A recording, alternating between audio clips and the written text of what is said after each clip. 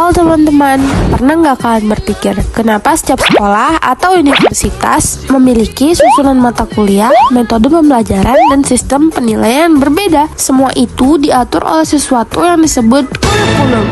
Nah, pada video ini kita akan membahas konsep kurikulum, mulai dari pengertiannya, jenis-jenisnya, hingga kelebihan dan kekurangannya. Kurikulum merupakan inti dari proses pendidikan karena menjadi pedoman dalam mencapai tujuan pembelajaran.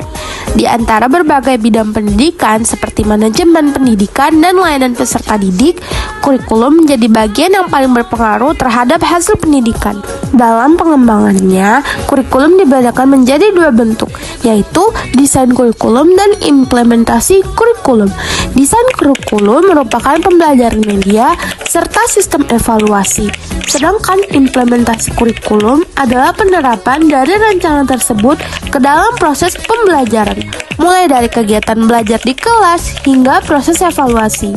Jadi, kurikulum bukan hanya sebuah dokumen, tetapi juga seluruh proses yang mengarahkan pendidikan. Setelah memahami pengertian kurikulum, sekarang kita akan melihat bagaimana kurikulum diterapkan di perguruan tinggi. Pada pendidikan tinggi, kurikulum disusun berdasarkan kerangka kualifikasi nasional Indonesia atau KKNI menurut Permendikbud Nomor 49 Tahun 2014, kurikulum merupakan seperangkat rencana mengenai capaian pembelajaran, bahan kajian, proses pembelajaran, dan penilaian yang digunakan sebagai pedoman penyelenggaraan program studi.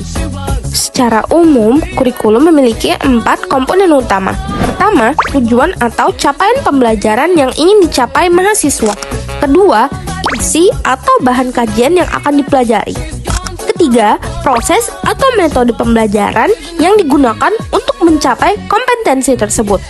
Dan yang keempat adalah penilaian atau evaluasi untuk mengukur apakah capaian pembelajaran sudah berhasil dicapai. Keempat komponen ini saling berkaitan dan menjadi dasar penyusunan kurikulum di perguruan tinggi. Lalu, apakah semua kurikulum memiliki bentuk yang sama? Ternyata tidak. Secara umum, terdapat beberapa jenis konsep kurikulum. Pertama adalah open kurikulum, yaitu kurikulum yang memberikan kebebasan kepada guru untuk mengembangkan pembelajaran sesuai kebutuhan peserta didik. Kedua, closed kurikulum, yaitu kurikulum yang seluruh tujuan, materi, metode, dan evaluasinya telah ditentukan sehingga guru tinggal melaksanakannya.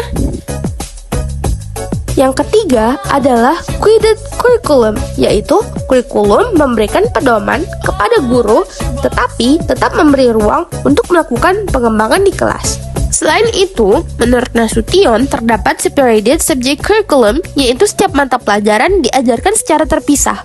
Correlated curriculum mulai menghubungkan beberapa mata pelajaran yang saling berkaitan, sedangkan integrated curriculum menggabungkan berbagai bidang ilmu dalam satu pembelajaran yang utuh sehingga peserta didik memperoleh pengalaman belajar yang lebih menyeluruh.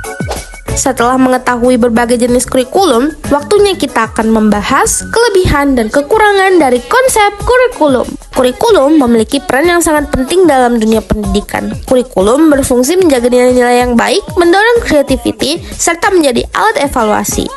Alexander Inglis menjelaskan bahwa kurikulum membantu peserta didik menyesuaikan diri dengan lingkungan, mengembangkan bakat dan minat, mempersiapkan masa depan, dan membantu mengenali potensi diri.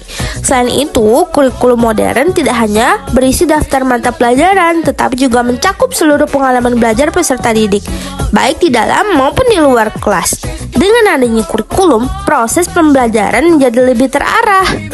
Kemudian kekurangan. Meskipun memiliki banyak manfaat, kurikulum juga memiliki beberapa kelemahan yang perlu diperhatikan.